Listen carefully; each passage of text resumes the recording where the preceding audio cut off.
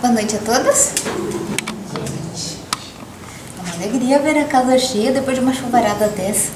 Lá em Criciúma, quando a gente saiu, estava caindo um temporal.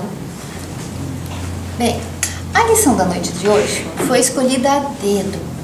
E para nós, claro que sempre é para nós. Por mais que a gente diga assim, eu queria que fulano tivesse ouvido isso.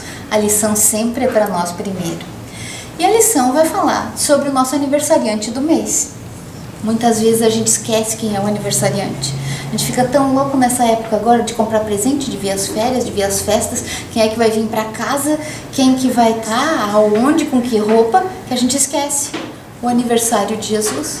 O motivo de toda essa comemoração é um só: comemorar a vinda desse homem, desse Espírito que tornou-se homem para nos ajudar. Desse que veio com um único objetivo de ajudar para que a gente entenda as lições de como que faz para viver aqui na Terra, como que faz para evoluir. E esse Jesus, a cada ano, a gente comemora o aniversário dele, assim como os nossos aniversários de pessoas encarnadas anualmente. E esse mês é o aniversário dele, onde a gente deveria lembrar-se com mais intensidade dos ensinos dele. Mas a gente gasta tanto tempo preparando a casa, roupas, comes e tudo mais, que a gente acaba esquecendo dos ensinos. Então, pelo menos hoje, vamos dar uma relembradinha nesses ensinos. A lição da noite é a número 25, desse livrinho que eu amo, Fonte Viva, que ele traz muitas lições para a vida da gente. Essa lição aqui foi tirada de uma frase que estava numa carta que Paulo escreveu lá para os Efésios.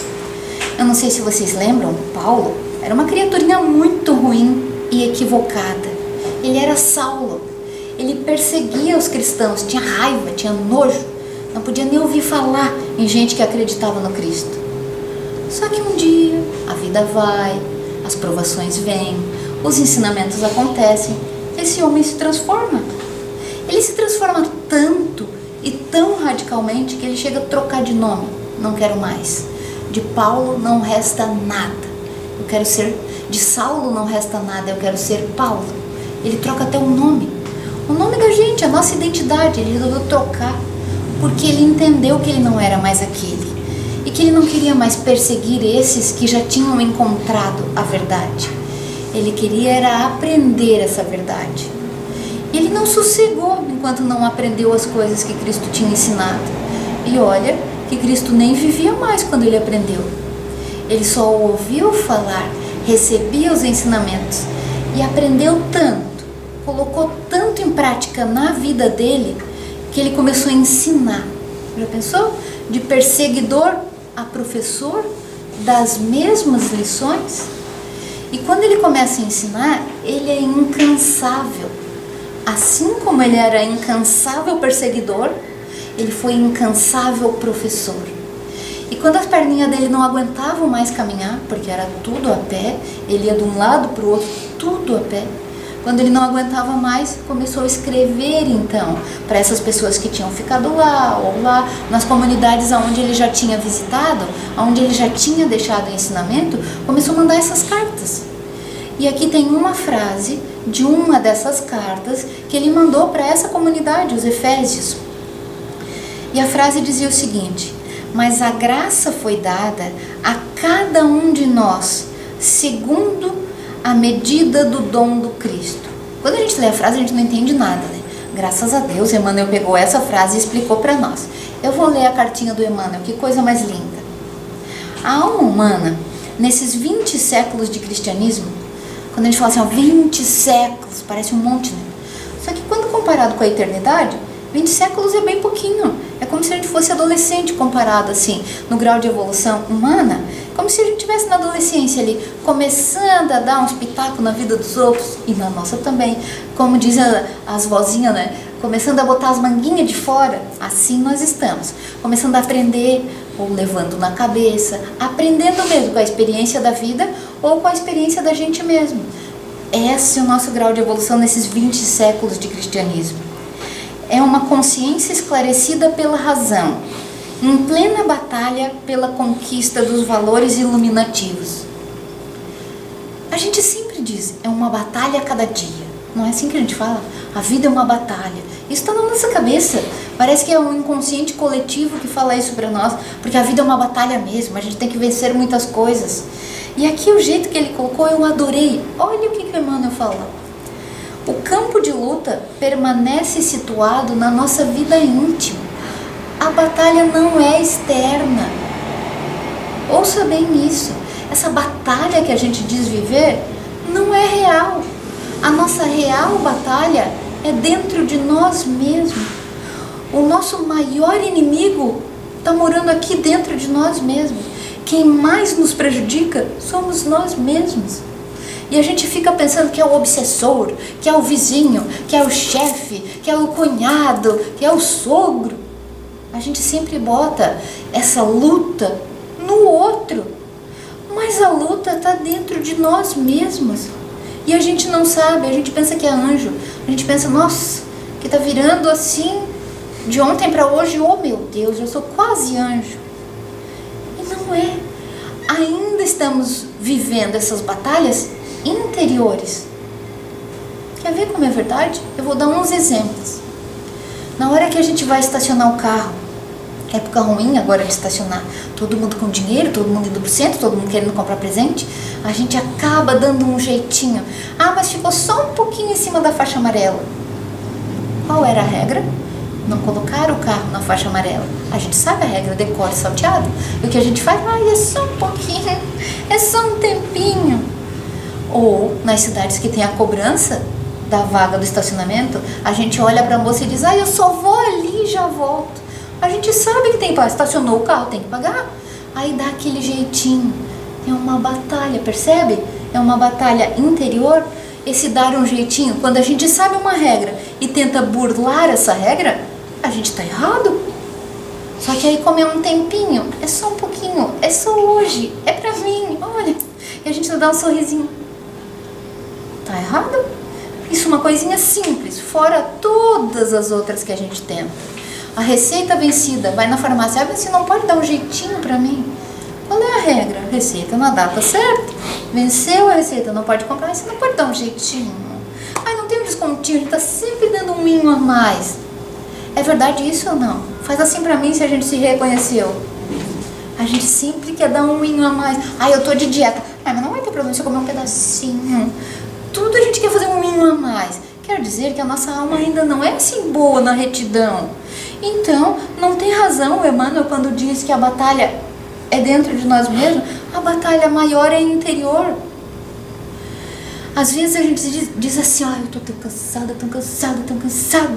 Preciso de ficar um dia sozinho.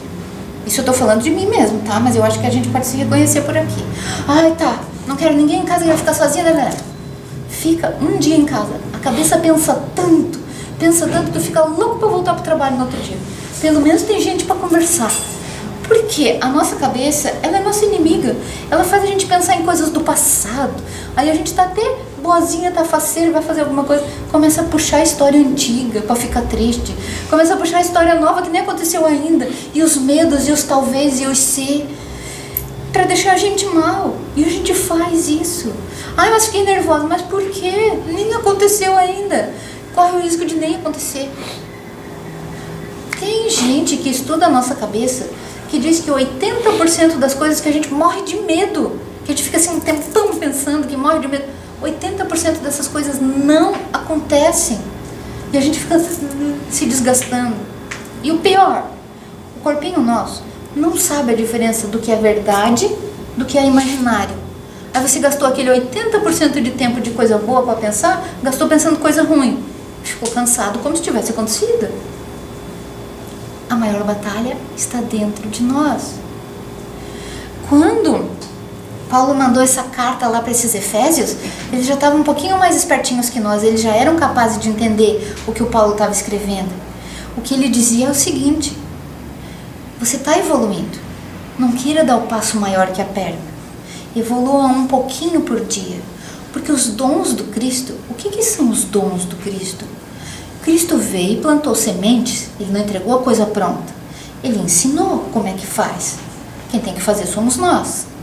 Esses dons do Cristo são as sementes que ele plantou na nossa terra.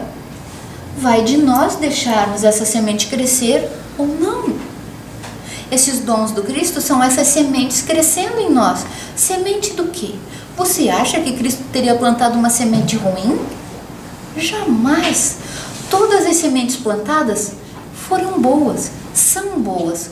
Nós precisamos melhorar.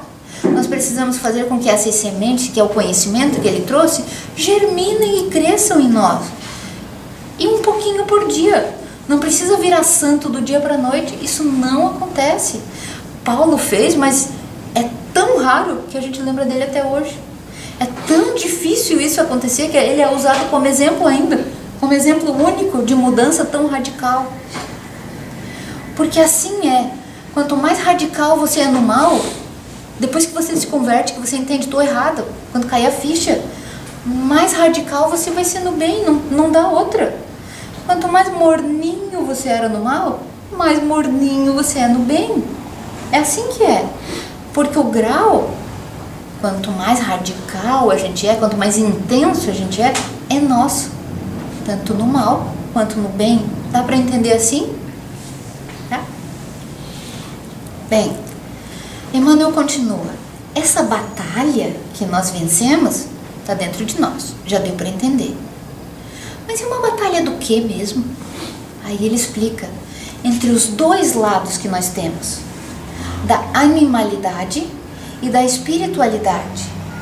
A animalidade, ele está comparando com as coisas que a gente já nasce com elas, que até os animais têm, que são do instinto. Por exemplo, a alimentação, o instinto de conservação, as coisas que a gente faz sem raciocinar. Quanto mais animalidade a gente tem, menos espiritualidade. Quanto menos animalidade, mais espiritualidade.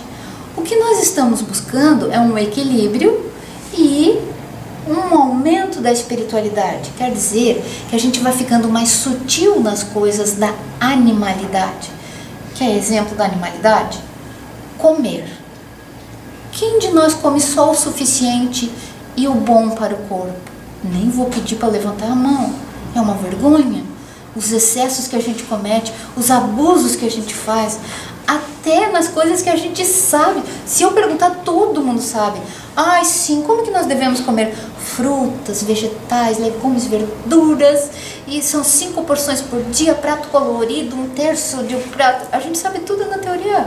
Quantos copos d'água mesmo? Ai, sim, limão em jejum, frutinha. Tudo, a gente sabe tudo. Quem é que faz? Raros fazem mais ou menos. A maioria de nós faz tudo errado mesmo. E a gente sabe. É a nossa animalidade que manifesta numa coisinha tão simples, comida. Outra coisa. Ah, mas é a minha conservação da minha espécie, eu preciso me proteger. Aí para se proteger, ataca os outros. A gente é assim.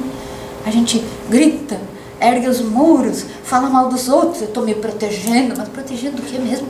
Será que não era o ego que você estava protegendo? Tem tanta coisa que a gente faz, que se vai ver de verdade aonde está a razão daquilo, a gente vai ficar com vergonha. Não precisava fazer isso. E quanto mais a gente vai entendendo essas coisas, eu posso mudar, meu Deus, pra que isso? Mas vai diminuindo a animalidade e aumentando a espiritualidade. Voltando ao exemplo da alimentação. Quando a gente entende, eu não vou mais comer tanto doce. Eu não cheguei nesse nível ainda, tá? Não vou mais comer tanto doce. Vou diminuir o doce e comer um pouquinho mais de fruta. Já está se elevando um pouquinho. Cada coisinha que a gente faz que diminui essa animalidade, já aumenta a espiritualidade. Olha, não vou gritar tanto. Não vou pensar tanto mal. Não vou falar tanto mal das pessoas. Vou calar na hora que todo mundo está fofocando. Cala. Coisas assim, exemplos assim, de coisinhas pequenininhas que vão fazendo diminuir essa animalidade e fazendo aumentar a espiritualidade. E é isso que nós viemos fazer aqui. Nos espiritualizar mais. Não é para parar de comer carne assim de hoje para amanhã, tirar o açúcar 100%. Vai morrer. Dá 20 dias você tá fraco, tá triste. Não é isso. É devagarinho. É passinho a passinho. Uma coisinha de cada vez. Assim como é na alimentação, é também no sexo, na conservação da existência. O que eu digo com conservação da existência? Que é um exemplo meu bem particular. Eu sou uma pessoa muito ansiosa, mas eu demorei para entender isso. Para a conservação do meu corpinho, eu preciso diminuir essa ansiedade. Entendi a teoria. Agora eu comecei a prática. Como é que eu diminuo a ansiedade? Cada vez que me vem um pensamento sobre amanhã, depois de amanhã e depois de amanhã e do ano que vem, eu tenho que pensar, ainda nem aconteceu, gente. 80% das coisas que a gente pensa não vão acontecer. Cada vez eu tenho que fazer isso. E quantas vezes eu faço por dia? Milhares. Porque milhares de vezes eu tô pensando no amanhã, no depois de amanhã, no mês que vem. É assim. Nas férias desse ano, do ano que vem, de 2025. Para a conservação da minha espécie, eu preciso diminuir essa ansiedade. Coisas assim que a gente precisa fazer. O que você ainda tem assim exagerado?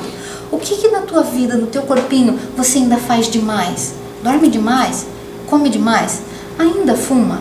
Fala muito dos outros? Tá se irritando muito com os outros, consigo, com a vida? Consegue dormir? Pense nisso, é isso que o Emmanuel está colocando aqui. Vai devagarinho, diminuindo esse lado da tua vida, porque automaticamente o outro vai aumentando. E quando a gente vai aumentando o outro, a gente vai se sentindo melhor. E era isso que Cristo ensinou. Ele nunca disse assim, ó, a partir de hoje eu não quero mais ninguém matando ninguém. Ele não disse isso. Ele dizia, ame. Ele ia de leve. Porque ele sabia que não dá para dizer assim, ai, não mato mais. Naquela época, qualquer coisinha era motivo de morte.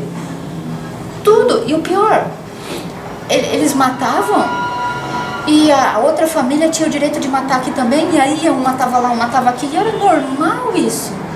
Nessa época, ele chegou e disse, ame, perdoe. Ele começou de leve. No início acharam um absurdo. Cada vez que alguém traz uma ideia muito diferente, é taxado de louco. Cada vez que alguém traz algo muito que não está em voga, as pessoas ridicularizam e dizem, é louco, isso nunca vai ser feito. Falaram isso para o Thomas Edison quando ele disse, eu vou fazer luz elétrica em casa. E as pessoas diziam, tá louco? Quem é que vai querer usar isso aí? E olha, hoje quem é que vive sem luz? E assim é, quando Jesus disse, perdoe, ame, ele estava trazendo uma coisa tão nova que era quase que impossível que as pessoas fizessem. A gente ainda não entende, mas vai entender. Comece devagarinho, mas comece. Outro dia eu ouvi uma coisa bem legal que eu adorei. Alguém estava falando sobre iniciar uma prática de atividade física, qualquer uma. Aí ele falava, ande, levantar-se do sofá para ir caminhar já é um progresso. Porque ontem tu nem tinha vontade de levantar do sofá. Porque antes de ontem você ficou 4 horas no sofá. Ontem você já ficou menos e hoje você já levantou. E amanhã você vai sair da porta de casa para caminhar, nem que seja uma quadra. É assim que a gente vai, devagarinho, devagarinho. Vai aumentando, vai aumentando. A gente se sente seguro, faz um pouquinho mais. Se sente seguro, faz um pouquinho mais. É assim no bem, quando a gente começa a fazer. Ninguém começa bom assim, já nasceu bom. A não ser que já tenha começado em outra existência. Daí nessa já nasce com o progresso já feito. Dá pra entender? Nada vem assim implantado, não é um chip botando na nossa cabeça e já tá funcionando. Nem amor à primeira vista, nem os dons, nada. Tudo foi feito passinho a passinho.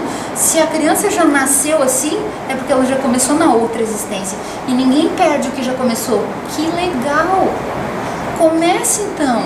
Nem que seja por mais idade que você tenha. Comece agora, para na próxima você já nascer melhorzinho. Uma ideiazinha melhor. Comece. Nunca é tarde. Porque a gente nunca vai morrer mesmo, né? A gente vai deixar esses corpinhos, mas a morte não vai acontecer. E a gente vai progredindo, progredindo, progredindo. E ele diz aqui, ó, milênios de vezes que a gente vai morrer, viver. Quando a gente está aqui encarnado, a gente acha que morrer é perder esse corpinho, né? E quando a gente está desencarnado, morrer é reencarnar. Depende do lado que a gente está, a gente acha bom ou ruim, né? Ai, morrer. A gente não vai morrer nunca. Deixar de existir esse espírito não vai deixar de existir nunca. O que vai acontecer é perder esse formatinho que tem hoje. Vai ganhar outro dia. A gente não sabe se masculino, se feminino, se grande, se pequeno, se brasileiro, se não brasileiro. Mas morrer, ninguém morre. Então, sempre há tempo de fazer esse progresso.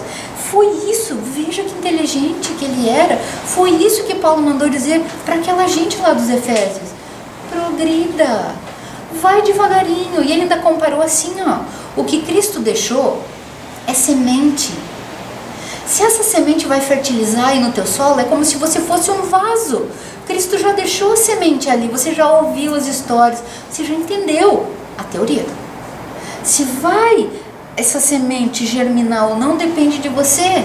E aí o que ele estava dizendo? Se Cristo viesse agora conversar contigo, que tamanho que estaria essa semente? Principiante? Mediana? Grande? Gigante? O que você já conseguiu fazer? Quanto maior tiver crescido esses dons do Cristo, porque ele comparou aqui essa semente, o tanto que ela cresceu com os dons do Cristo. E os dons do Cristo, ele já deixou. O tamanho que vai estar isso é que vai dizer se você está feliz, se você está médio, se você está triste. E essa é a batalha é com você mesmo, não é com o outro. Não culpe o obsessor. A gente culpa, né? Também, se eu não tiver um atendimento espiritual, minha vida não vai mais para frente, esse obsessor acaba comigo. Tenha certeza, o obsessor pode até aumentar o que está acontecendo contigo, mas criar as coisas ele não cria. Tudo isso já tem em você. O obsessor não cria nada, ele só aproveita o que já está aí. Você nem precisa de obsessor para ficar infeliz, porque a gente tem tanta batalha interna, ainda tem tanto mal enraizado assim em nós. Na verdade não é um mal muito grande, mas vários malzinhos que somados dão um mal assim de deixar a gente triste. Tem tanto que nem precisava de obsessor pra gente ficar infeliz. Tem um videozinho, tem um grupo de humor espírita que eu acho muito engraçado. Esqueci o nome agora. Amigos da Luz? Amigos da Luz. É muito engraçado, vocês procurem no YouTube quando chegar em casa. Amigos da Luz. Eles falam a teoria assim tão legal, mas em forma de teatrinho, é tão engraçado, bem real mesmo. Aí teve um que eu morri de rir. O cara na cama, triste, ai, nada dá certo na minha vida, e ele falando mal do obsessor, porque esse obsessor acaba comigo, e o obsessor do lado, o cara não faz assim, eu nem fiz nada pra você hoje, e ele, eu não posso me levantar, a minha vida tá muito ruim, eu não fiz nada pra você, levanta daí. E o obsessor ajudando ele, vamos cara, vai trabalhar, você vai perder o emprego. O obsessor ajudando ele porque ele não queria, o mal tava nele. Ai, não, é o obsessor que acaba comigo. Eu posso até ir embora, tu não vai melhorar nada. Não adianta ir lá no centro, eu vou sair, você vai continuar igual, porque o mal tá na gente. Não adianta culpar, só que quando a gente culpa outro, fica mais fácil pra nós, né? Porque se eu não tivesse aquele chefe tão ruim lá no meu trabalho, eu ia ser bem mais feliz. Aí tira esse chefe ruim, você acha outro motivo. Mas agora não é mais o chefe, agora é o colega de trabalho. Virou um espinho na minha vida. Tira aquele colega de trabalho, você acha outro. É o motorista do ônibus que não parou pra mim. Tira o motorista do ônibus, é o vizinho lá do meu prédio que faz barulho. A gente acha. Entenda, as batalhas estão dentro de nós.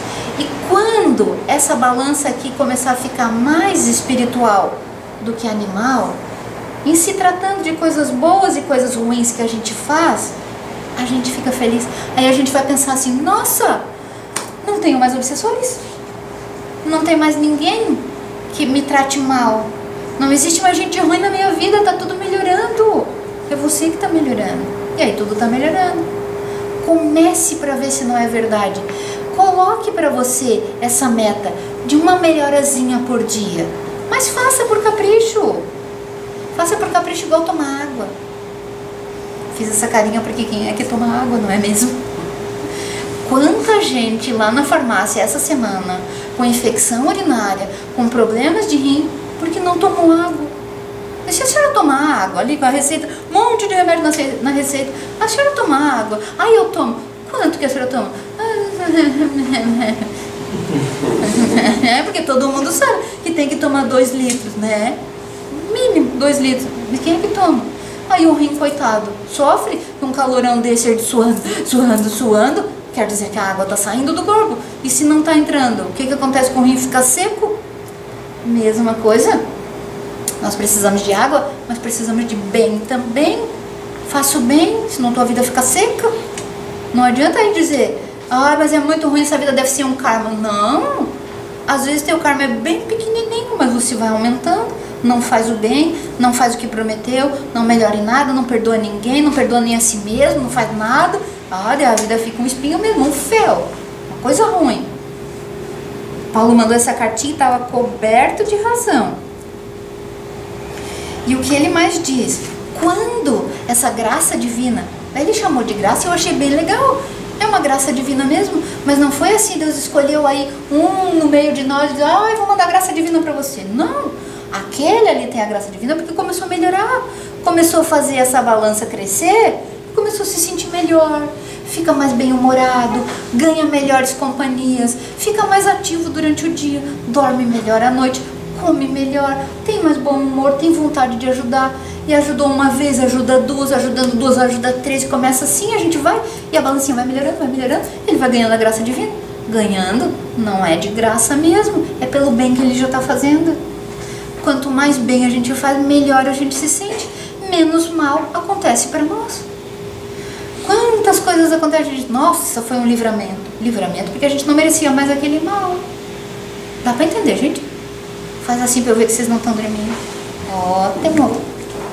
Assim, fica muito fácil de a gente entender. O que Paulo disse era simples, só que a gente não quer entender, né? Porque a gente ainda quer aquelas coisinhas facilitadas, a gente ainda quer dizer, mas a minha irmã, ela trabalha num lugar que eles ganham até férias duplicadas, tem as férias coletivas e mais as férias da pessoa. Eu tenho que trabalhar igual escravo. A gente faz um monte de coisas assim. Mas a fulana de tal, secretária de médico, o médico vai viajar, ela não tem o que fazer, fica lá só YouTube. E eu trabalho em loja, horário de Natal, até às 10, fico cansada. Só que cada um trouxe uma coisa para fazer, graças a Deus não é 10 coisas, é uma coisa que é diferente dos outros. O problema é que a gente se compara. Aí você trabalha na loja porque você precisa aprender a conviver, é uma bênção para você. Se você ficasse isolada lá, onde não tem ninguém para ir te visitar, você ia ficando cada vez mais cascuda dentro do casco, dentro de um casulo, ia se fechando. Você precisa de gente. Aí trabalha numa loja, horário de Natal, atende quantas pessoas por dia? 40, 50, 60, para ter esse convívio. É tratamento para você. Só que a gente não entende assim, né? Fica em pé, tô falando essas coisas porque eu penso, tá? Fica em pé, porque tem gente que tem a mesma profissão que eu, que trabalha sentada, mas eu trabalho em pé. Essas coisas que a gente dá um jeito assim de achar a vida ruim, que era o nosso tratamento. Se a gente conseguisse olhar lá no nosso plano reencarnatório, foi a gente que pediu, por favor, me dê gente para conversar, me ajuda a ser melhor, me ajuda a melhorar, então faz a pessoa vir, já que eu não vou atrás das pessoas, faz as pessoas virem atrás de mim então. Aí escolhi a profissão, aí quando eu renasço, aí eu digo, não fui eu que escolhi, não, eu não podia estar no meu juízo certo quando eu escolhi essa profissão, isso é muito difícil. E era. Não existe erro, gente. Não existe família errada, não existe cidade errada, não existe país errado. Quantas vezes eu já ouvi a pessoa falando, eu não pertenço a essa família, eu nasci no lugar errado na época errada. Não tem erro, gente. Tudo é tratamento. É sinal que você era muito fechado mesmo. Tudo que tá aí que você reclama é o teu tratamento. Faça o tratamento. Só que a gente não quer, né? E era o que o Paulo estava dizendo aqui para esse povo. Vai crescendo devagarinho. Deixa essa semente que Jesus já plantou nascer, ela já está plantada. É como se a gente já tivesse nascido com tudo aqui dentro preparado para dar certo. Mas precisa da boa vontade. Só dizer assim, quero fazer. Basta isso. Quero fazer. Vou começar. Vou dar continuidade. E você vai melhorando. Mas é a passos largos, como a gente imagina. Porque é assim, né? A gente começa uma coisa, tipo eu começo uma dieta. A minha dieta vai muito bem até as 48 horas. Passou das 48 horas, eu já queria estar 10 quilos mais magra. Aí eu subo na balança, não deu nada. A minha decepção é tanta. E o pior, tem balança lá na farmácia. Aí eu subo 4, 5 vezes por dia na balança e não dá nada. E quando eu volto do almoço, tá até maior. Aí o desespero vai aumentando e eu já desisto. E a gente faz assim em qualquer coisa da vida. Mas eu já parei de falar mal da pessoa faz 48 horas. E ainda não melhorou nada. E ela ainda me olhou de cara feia. Vou falar mal de novo. Né? O que o Paulo estava dizendo para aquele povo lá é assim, seja constante. Comece uma coisinha só. Não pega o mundo. Comece uma coisinha só. Mas vai firme naquele propósito. O que você vai pegar para fazer? Tá. Eu não vou mais gritar com as pessoas. Ok. Então esse é o teu propósito. Pegar um só. Não vou mais gritar. E naquele não vai mais gritar, você vai aprendendo outras coisas, sabe por quê? Porque quando a gente faz isso, manifesta uma boa vontade de melhorar uma coisinha, Vários ajudantes já vêm, porque quando um ser humano tem vontade de melhorar, a gente ganha ajuda. E aí vai te ajudando a melhorar em outras também. Quando você vê, além de não gritar mais, você já está diminuindo os palavrões. Você já está até falando coisinhas boas. E quando você vê, você já é uma criaturinha que tem a boca doce. Não sai mais o ruim dali. Que bom, que assim seja. Pegue uma coisinha para fazer e faça. Mas não espere que vai virar anjo assim do dia para a noite e que demora um pouco mais que 48 séculos para a gente melhorar. Estou exagerando, só na comparação das horas com os séculos. Mas é assim, tem mal que está tão enraizado em nós, está tão firme dentro da gente, que não é com uma existência que a gente acaba, sabe? Tem coisas que a gente já fez tanto, que agora a gente não tem jeito, a gente vai cumprir e pronto.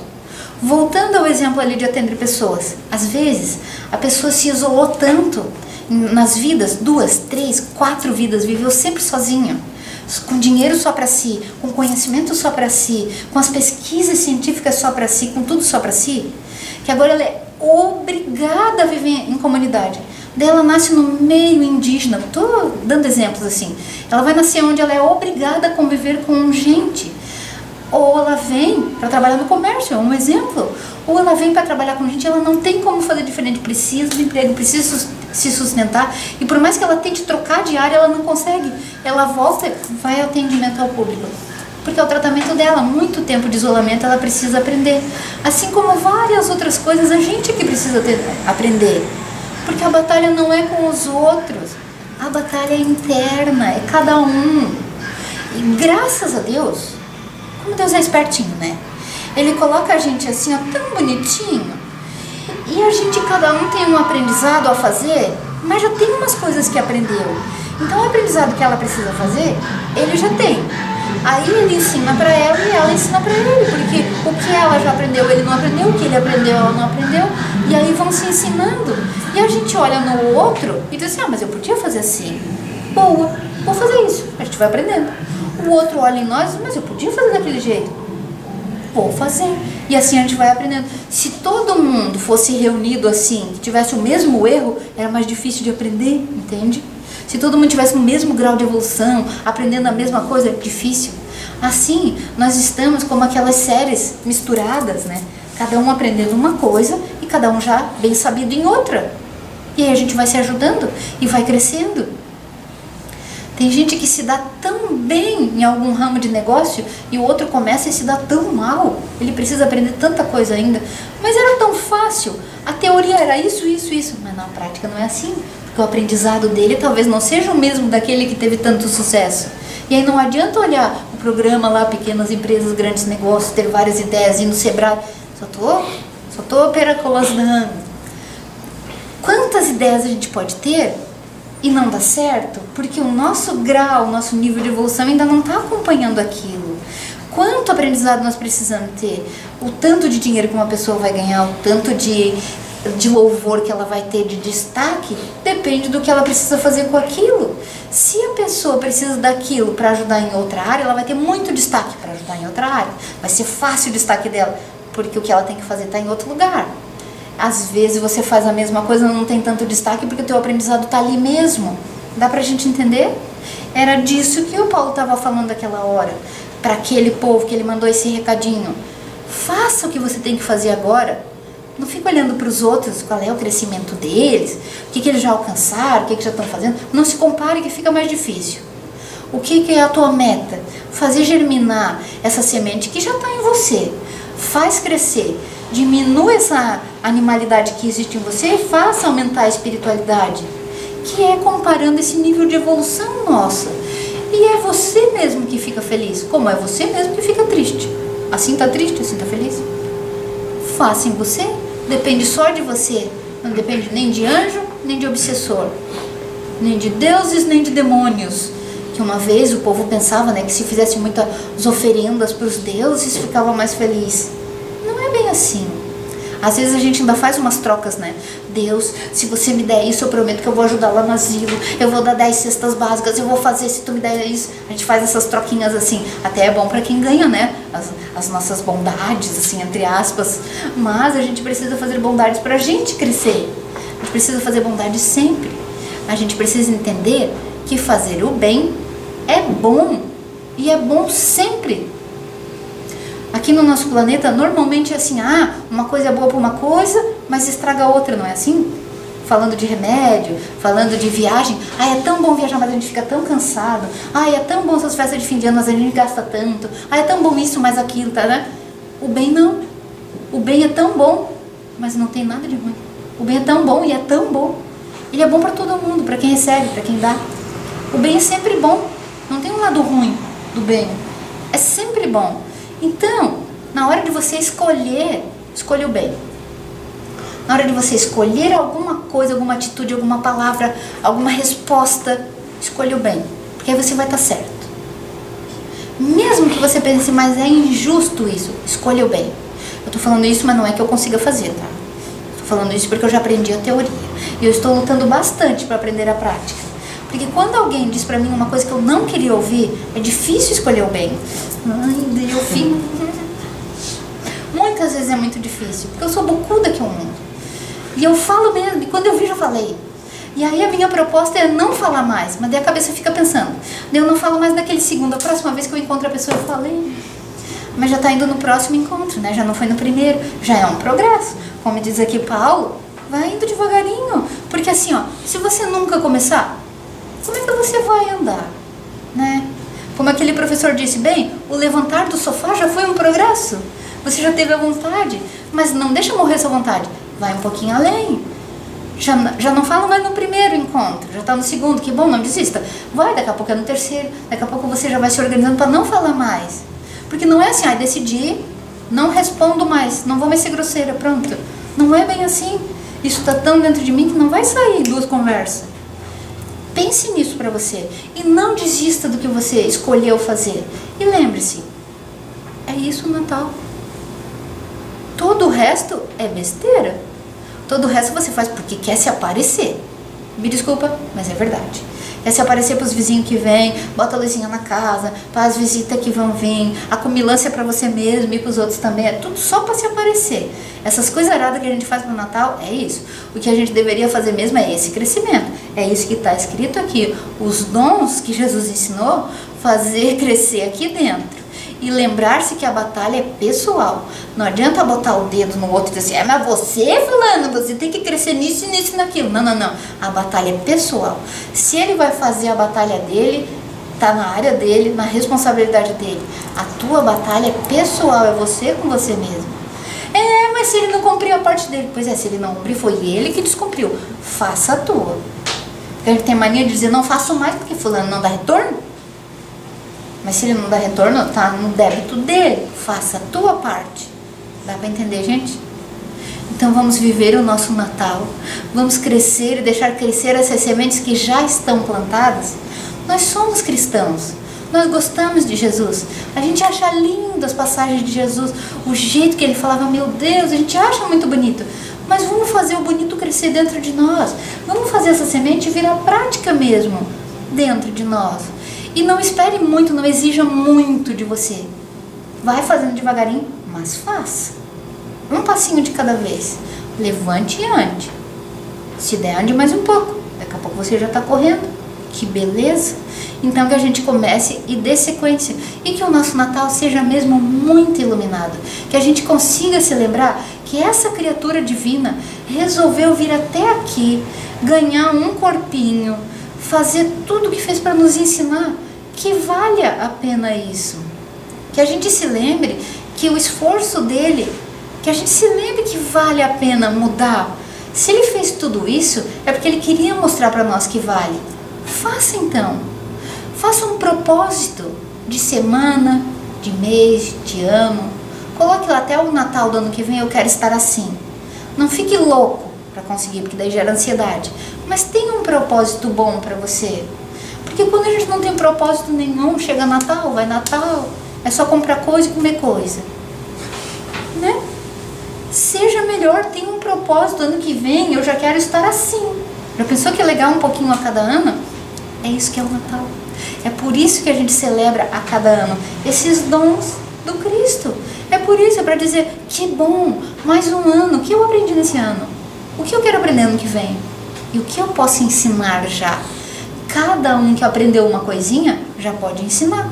Você está ensinando? Você está sendo exemplo onde você mora? Na tua família?